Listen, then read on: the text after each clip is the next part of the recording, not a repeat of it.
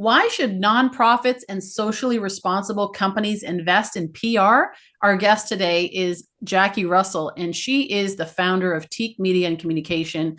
And her commitment is to bringing awareness to those who are changing the world for the better. So, of course, on our show, that's who we focus on. And so I'm really excited to have her here. We're going to talk about the importance of PR, like I said, for nonprofits, socially responsible companies, and the benefits of a B Corporation certification, how to get your message out there and stand out in a crowd. And so, Jackie, welcome to the Leaders Transformation. We're glad to have you. Thank you so much for having me. So excited to talk with you. It is a pleasure. Yeah, I've been looking forward to this. We've been talking about doing this for a little bit. So yeah, let's talk about, to start off with, why is it so important that nonprofits, socially responsible companies actually even entertain the thought of PR and investing in a company like yours? Well, I'm biased, but I think it's critical because if they are not getting their message out to their audiences who can either support them, participate in their mission, give them money, provide corporate sponsorship, be a part of, or even be somebody who is receiving of their services, if they're not getting it out there to their many audiences, what are they doing? I mean, who's going to know about them? And that, but also there is a long list of nonprofits and companies that do the right thing that are all vying for this attention. So you can be the best at what you do, but if nobody knows about it, then you're not going to get the attention that you deserve / money that is going to help you keep moving it forward. I mean, all of our clients need the finances that come behind it. So yeah. It kind of reminds me of that story of the build a better mousetrap and then everybody's going to just beat your door down. And it doesn't really work that way. I know a lot of nonprofits. I've worked with nonprofits and organizations that feel like, hey, what we do is so amazing that the word of mouth is going to get out there and everybody's going to hear about it. And so we don't really need to engage in this whole media and marketing, tactic, because just, people are just going to hear about it and be so awesome. They're just going to be so impressed by it and want to be part of it. But yeah, to your point about being strategic, so that if you do believe in your message, that, and you want people to be impacted by it, that they go out there and actually get that message out there. Yeah, it's so important. Talk about go ahead. Sorry, but you were saying that they're so committed to what they do. But what I find also is that nonprofits either think that everything they do is amazing and everybody should love it all, or they're so used to doing what they do, they don't realize they're sitting on a gold mine of stories because they're just so used to it. And we come in objectively and we're like, holy God, you're not telling people about this? This is incredible. But to them, it's just what they do every day, So it's the objective thing too that helps nonprofits understand what it is they really have that's marketable to get out to the right people. But sorry, I cut you off. Yes. No, I love that. That is so true. That's so true. We take for granted the things that we do. I'm sure you do that as well. Even in your own business, somebody else comes in and goes, oh my gosh, that's amazing. So even having that voice that speaks to that and says, wow, what you're doing is actually valuable and amazing. And can we tell these stories? I love that. Talk about the B Corp and where that fits into to all of this, because I know that you were instrumental and even the early stages. You are certified as a B Corp and you work with a lot of companies that are. How does that help raise the awareness and maybe even the standard for those companies that you work with? Well, we became a B Corp in 2013. I think the movement started in 2010. We were not instrumental in starting B Corp, but we were an early believer and got certified. And now we work with other organizations, other companies that are also B Corps. And the value is it's like a seal of approval, really. You have to go through a process through which to get certified. It's not easy and it's getting harder, but to get through that, it shows, you walk your talk. So I take a lot of pride in it. And I think other companies that are B Corps also take pride in it. And then you're kind of a member of this club, you get to talk with other leaders who are dealing with the same issues you are, which is one of them is we still have to make money, even though we're doing the right thing. How do you balance that and focus on it? Because B Corp is people, planet, and profit. You can't just focus on people and the planet. If you're not making a profit, you can't serve anybody. So, yeah. So earlier, just we were talking about this idea of investing in PR and that companies need to be investing so that they can get the money that they need to do the things that they need to and then want to do. And then we're talking about this idea of like, how do you prioritize that when we're looking at B Corps? Do you find that, like, I guess maybe the question is what are the biggest challenges you face as a PR firm going in and saying, here's our services, this is what we can do for you, and them saying, oh, but we can't afford that, or it's not part of our budget and that's why we need you, right? But because we're putting so much time and energy over and prioritizing other things before the profit. Right. Yes, that is a challenge. Convoluted question there, but yes.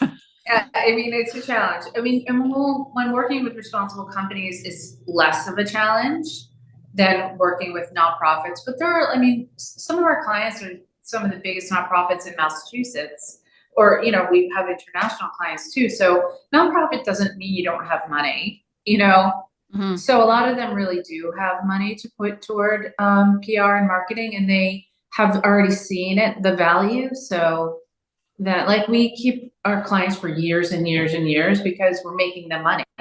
If we weren't, we would not keep these clients for years and years because they're all looking at their bottom line. Right. So it's validating to them that, oh, I did the right thing. And then it's just a cycle that they keep investing in because it continues to be beneficial for them. Yeah. Yeah. So what is your favorite part of doing what you do? Hands down, we work with some of the smartest, most inspiring people on the planet. It's unbelievable. It's truly a privilege. Like the executive directors of these nonprofits, or the people who are, CEOs of our companies, they are so committed to what they do that just being in their presence, you feel better about yourself. Like, you feel special because you're with them and you're on their team, helping their mission grow. Like, I just feel so lucky. And the people on my team, we all feel the same way. And if you like succeed at Teak Media, it's because of that. It's because you become part of their mission and it just feeds you. And I can't imagine doing anything else. It's really a privilege. Yeah. That's awesome. And you must see so many, like you said, these amazingly smart people, talented people making a difference. Do you ever come across something and you're like, that is such a great idea, I've never heard about that, but people are doing something really unique and special? I know on our show, we've had that where it's like, that's brilliant. Where did you come up with that? Like, that is amazing. Inspiring, right? Yeah. Yeah. It really is inspiring. These people are so smart, and we get to learn every single day. That's another thing I love about what we do, because our firm, we don't promote products or hospitality or anything like that. We're not really, packaged goods, or we don't do things, we do issues. So our clients are all involved in poverty, hunger, food insecurity, climate change, health and human services, ocean health, all the issues of the day, like economic instability, the wage gaps, poverty, I already said that, like racism, social injustice. Like, so our clients are issues. So what do we have to do? Read constantly about the issues. We basically get paid to learn and be like up on all the subjects that are the most important topics of our day. That's what we do. And again, it's like, who gets to do that? We are very lucky, I think. That's awesome. So what's different about working, like, let's say you talk about selling a product or promoting a product versus an issue in terms of the strategy itself? I think Mostly, I would say that promoting a product is pushing out where we are fitting in. So we are listening constantly and watching the news, and we fit our clients into it because they have unique ways of protecting rainforests, for example. So we're like learning all about what's going on in rainforests, and we reach out to those reporters and say, you guys have to talk to these folks because this is what they're doing. But it's being aware of what's going on and then fitting our clients into it as having unique solutions to these critical problems, or, even if it's disease research, new innovations and getting it out there in that way. Whereas a product, I mean, again, we don't do it, but I mean, we have worked a little bit in getting, there have been products where part of the money goes to causes. So it's really just about focusing on the product itself rather than the big picture issue. I don't think I'm doing this justice right now. Am I? Do you get No, what I'm saying? I think what I'm hearing in that is that when you're selling a product or you're promoting a product, it's really about focusing on the product itself and how amazing it is and why you want it and all of that. Versus when you're talking about an issue, it just occurred to me as you were saying that, yeah, there must be so much research because you're actually inserting it into hot topics, relevant areas and or gaps that are in there. So you're actually finding those ways. Whereas if you're having a product, you're really just focusing on how do we make this product look the most pleasing and amazing and why. I mean, you might do some fitting, right? Right. But here it's Right. really more about the conversation and awareness. And like we have to be very aware of legislation that's coming down. I should say we get to be, this is part of what we do. And I remember interviewing a woman who was coming from a well-known chocolate company. And I was like, okay, so there's no new legislation coming down around chocolate rabbits. So you're not used to doing what we do. Let's talk about that. And I'm going to explain to you what we do. And can you transfer your skills into this world? Do you want to? Because it kind of is a different person, right? Yeah. And that's why it's probably so important that you actually specialize because of the different approach strategy that you need to have. How did you get into this? I was a reporter. I was a reporter, and then I became a book publishing. I was an editor for a book publishing company. I was editing books about women, like women leisure books, women ski, and things like that. It was fun. But the publisher came to me and said, I know you used to be a reporter. I want you to do PR for my books. And I was like, yeah, no, I don't really want to do that. I don't know anything about PR except that when I was a reporter, I used to receive press releases. And he said, yeah, well, you're going to have to do it. So I did it. Because I didn't know what I was doing and I didn't have like a model to follow, I just made it up and went about it as a reporter would. And I got very good results right out of the gate. And I thought, well, this is fun. And so why don't we just do that? And so there is a story here, really, like how did I fall? I fell into it is the truth, but it caught me immediately. So the book publisher said, okay, I said, you know what, I'm going to start a little publicity company. And he said, fine, keep doing my books. And I'm going to introduce you to my friend who needs help in PR. So I was like, super. So the friend was the VP of communications for the Jimmy Fund, which is part of Dana-Farber Cancer Institute here in Massachusetts, world-renowned cancer institute. The Jimmy Fund was the fundraising arm, and also a children's pediatric center. So I worked with her to promote one event. It was a Scooper Bowl, which is an ice cream eating festival here in Boston, 3 days. And that first day I was standing there and there's posters of the children who are being treated for cancer all over this place. So people come in, they pay $5, they eat all the ice cream they want, but they're looking at the children.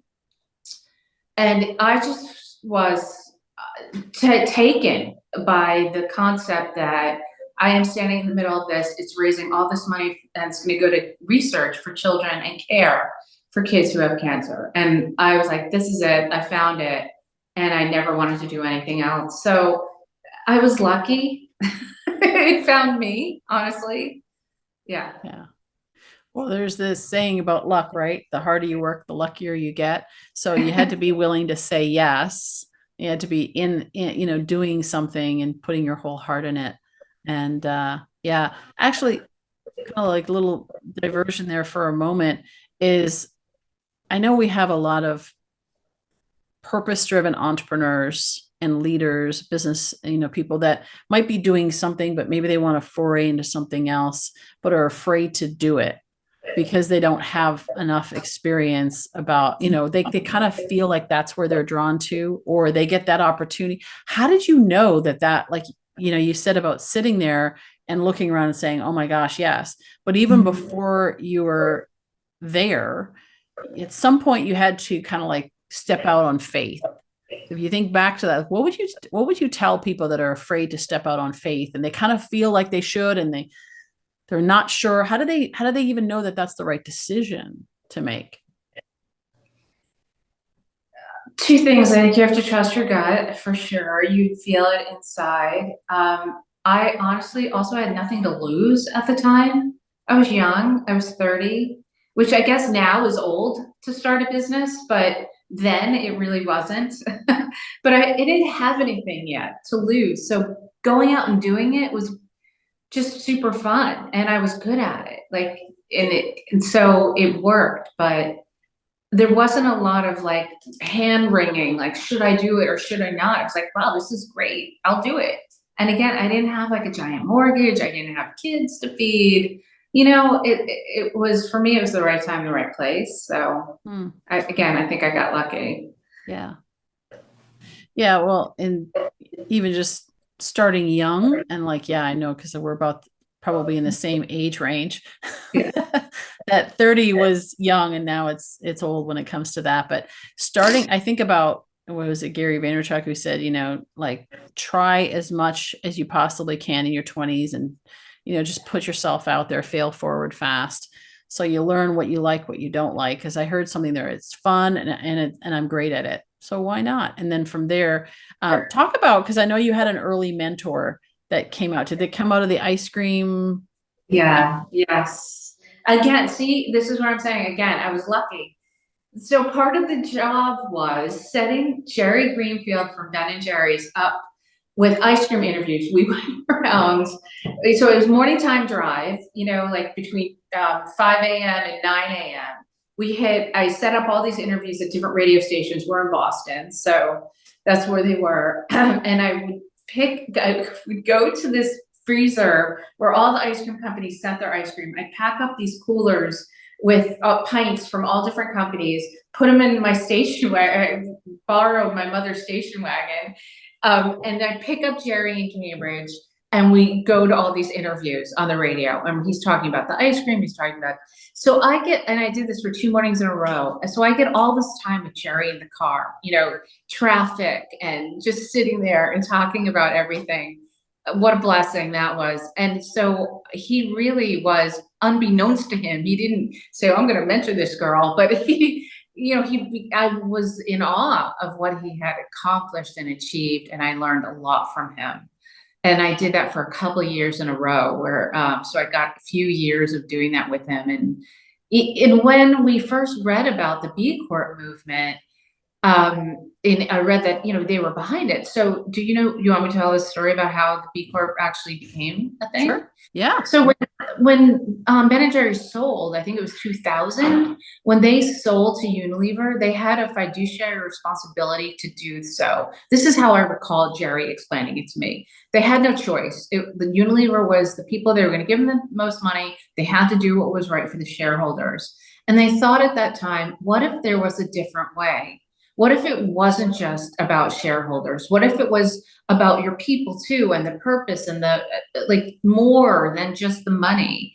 And that is the premise under which the B Corp movement was built. The people, planet, and profit. So now when you become a B Corp and you sign, there are legal documents that say, I am beholden not just to shareholders, but also to the purpose, to the people, to what we do for the environment. So you don't have to just go for the money. it's not just the shareholders, it's all stakeholders.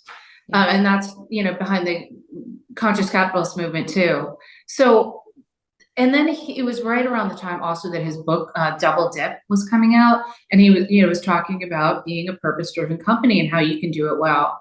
So I had all of those reasons, like I felt completely like I found my people when I was with the nonprofits. And then I lucked out in learning from Jerry about how to make a purpose-driven business. And that was Teak. It still is. Yeah. Yeah. So what's your vision for Teak? Like, what do you have when you aspire? Is there something like that?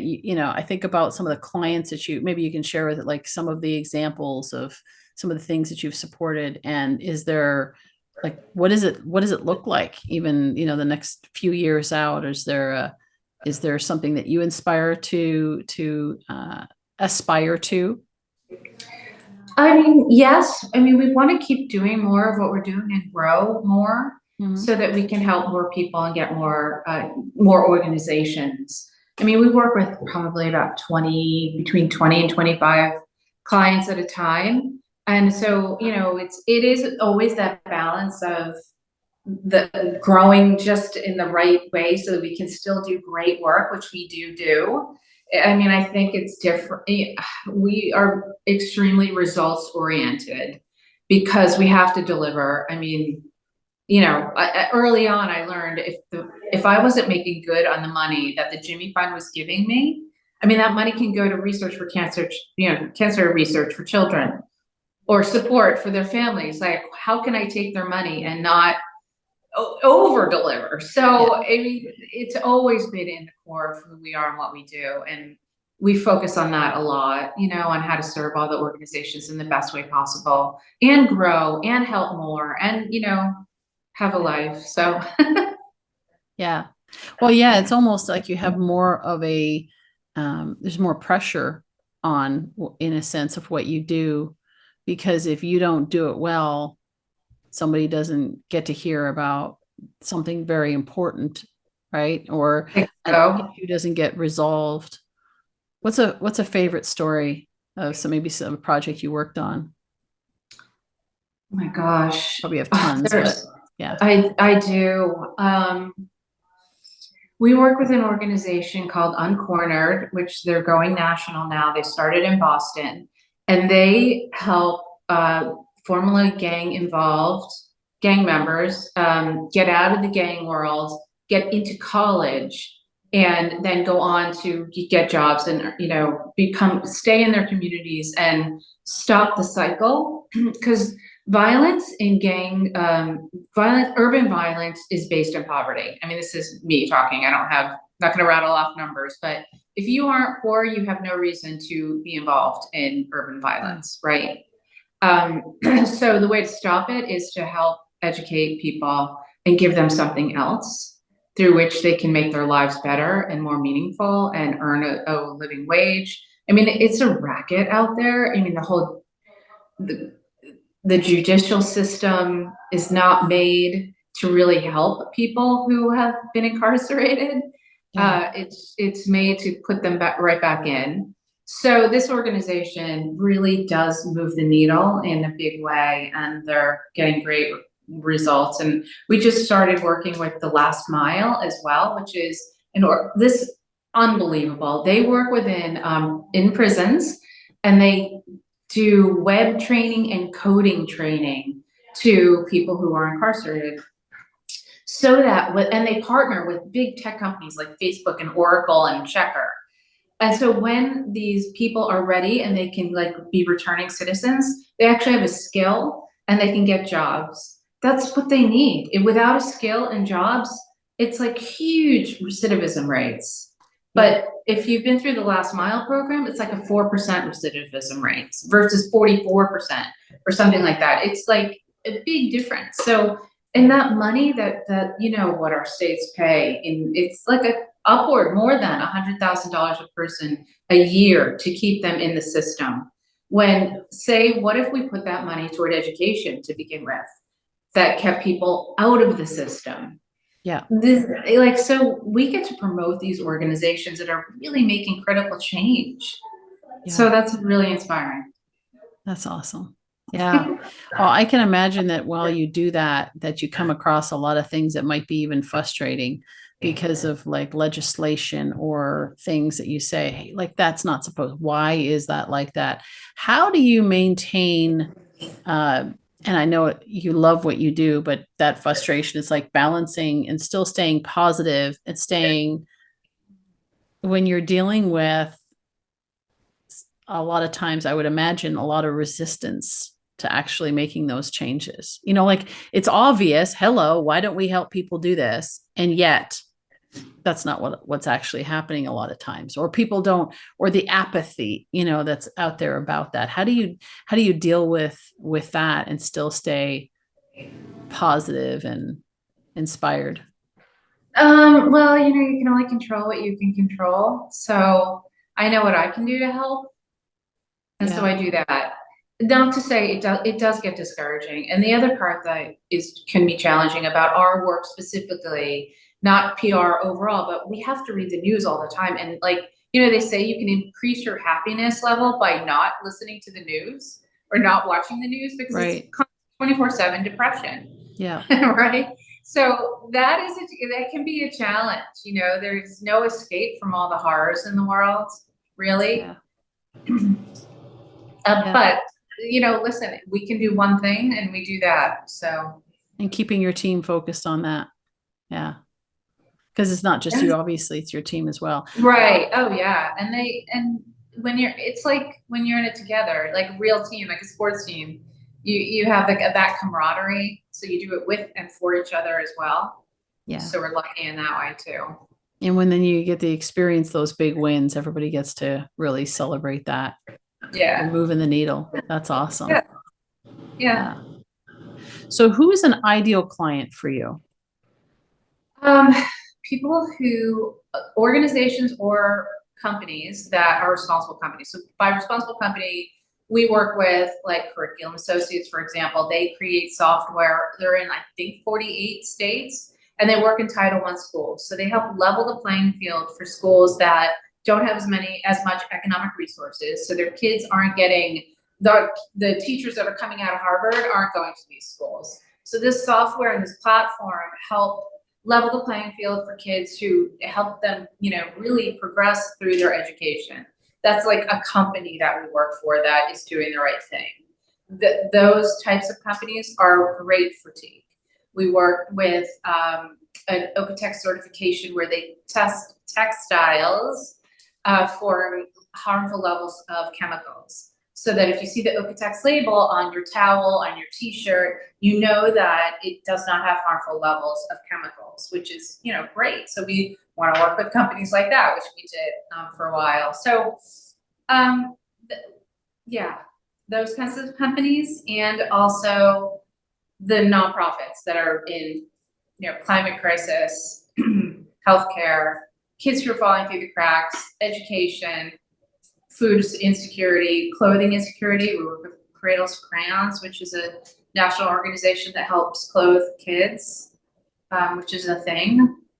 Yeah. That's awesome. I had somebody on the show a few months ago, I should say. Luke Michelson. I don't know if you've heard of what they're doing.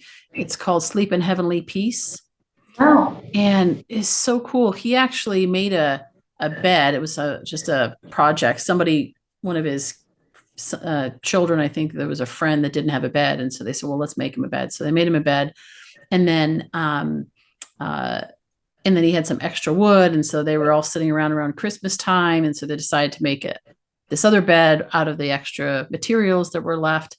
And they put it on Facebook and said, hey, we have this bed if anybody wants it. And they got so many requests for this bed, and also people that offered to help with more beds. And he's like, I wasn't going to do anything other than just this other bed. Right. But he realized how many people were actually kids that didn't have beds.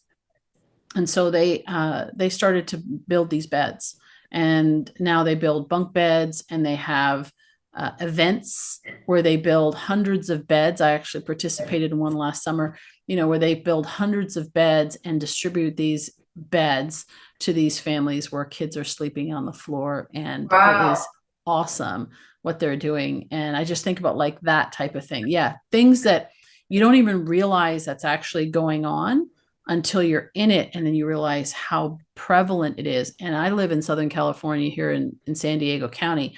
Even in a place that's an affluent place like Carlsbad, California, there are kids, a lot of them, that are sleeping on the floor, And so, and yeah, when you earlier were talking about poverty and how poverty is connected to violence and gangs and so forth, there is a correlation. I've seen some of that study where there's a direct correlation how poverty affects so much. And so, yeah, but it's awesome. Well, we've had a lot of people on our show that talk about the Luke Michelsons, the people that are actually doing the thing. And then there's you who's actually amplifying those messages. And that's why I wanted to have you on this show to talk a little bit about it, because amplifying those messages is in a way is just as important, because if you don't amplify their messages don't get heard. One of the reasons why the Sleep in Heavenly Peace became so successful was because it ended up on a TV show, and I'm missing the name right now, but it's that Give Back show.